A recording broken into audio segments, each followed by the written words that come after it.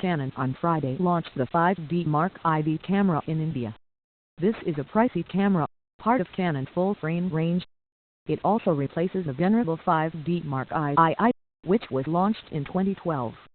For Canon, this camera is a big deal. Just like the 5D Mark II, the Mark IV is supposed to be the mainstay of the company's full-frame DSLR camera operations. It is supposed to be the all-rounder, created to please every photographer. On the face of it, this is a general-purpose camera.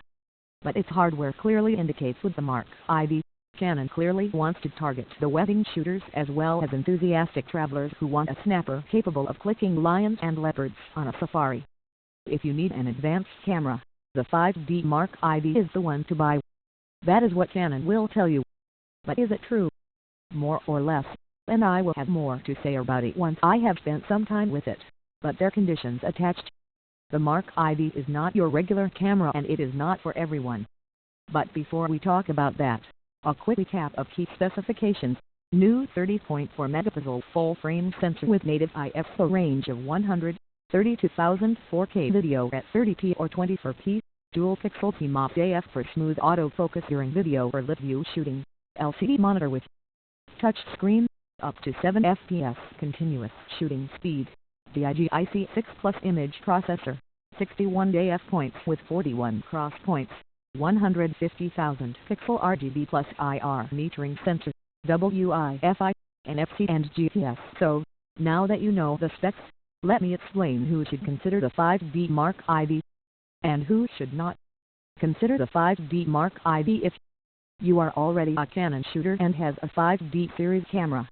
The 5D Mark IV is not only much better than Mark II but also the Mark II. Although, if you have the Mark II, the gains you see may not be much. You shoot images for a living. You are a pro and have money to buy good gear, the gear that will work in challenging conditions, for example in drizzle or when you are out shooting sand dunes. The weather sealing and the build quality of the 5D Mark IV will ensure that you get a camera that matches your pace. You are into shooting videos. The 5D Mark IV, with its dual pixel features, which will ensure smooth focus performance during videos, is fairly great for the video enthusiasts who make movies, video blogger or YouTuber. If you want a DSLR camera that also offers fairly good video performance, this is what you need to get. You mostly click landscape, people and along with a bit of sports or wildlife shooting. The 5D Mark IV has a 30 megapixel sensor, which is plenty when it comes to landscape and people. At the same time, it has a speed of 7 fps, although the buffer seems limited, which will help you do occasional wildlife or sports photography, though it is not as fast as true wildlife or sports shooters like the 7DII and 1DXII. You want great image quality.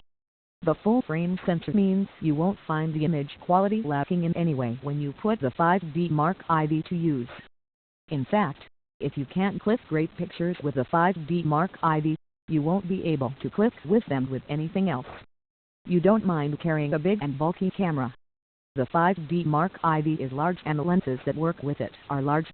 It weighs nearly 800 grams and with a lens like 24 to 70 f4 attached to it, the total weight will be close to 1.5 kilograms. That is lots of weight to carry in your backpack. So, do this about the weight and bulk before you get the 5D Mark IV. You have deep pockets. The 5D Mark IV is pricey. For the body only, it costs Rs to $54,995. That is cool 2.5 lakhs. You are not happy with your Nikon full-frame camera? Well, in this case, your only other option is Canon. No, Sony still doesn't matter at this level, and the 5D Mark IV is definitely among the finest Canon cameras ever made. Don't consider the 5D Mark IV if you are a Nikon full-frame camera shooter and are more or less satisfied with your camera. The 5D Mark IV is good, but it's not good enough to justify the cost of switching systems from Nikon to Canon. You hate big and bulky cameras.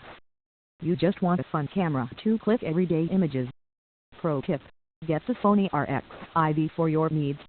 It is a fantastic little camera for 99% people out there. You want the image quality of the full-frame sensor but without spending too much. In this case, consider the Nikon D750. excellent little camera and it costs less than half the price of the Canon 5D Mark IV. You want your first DSLR camera?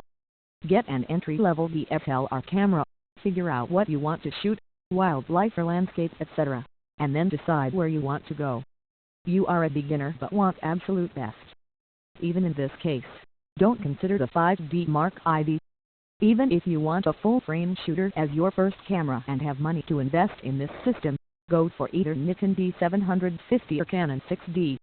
You are into more advanced video shooting. Although the 5D Mark IV shoots 4K video and everything else, the actual footage is somewhat crippling. It uses 1.7x magnification in 4K videos and the effect it produces is something the professional videographer may not like. At the same time it uses motion JPG as a video format and not something with codec like H264 or H265, which would have been so much better. You already have 5D Mark II. Possibly you don't need the 5D Mark IV, unless you absolutely hate the low drive of 5D Mark II and the banding it may produce while post-processing of images. Although, in this case I suggest you wait for the information to come about the dynamic range of the 5D Mark IV image sensor.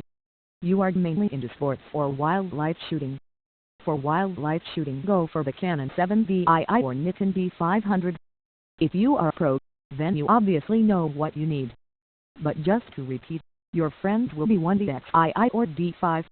You believe that spending over 2 lakh rupees on a camera is silly. Well, I agree. For most people it is kind of silly. There are cheaper ways to get the images that will be as good as those clicked by the 5D Mark IV, if not more.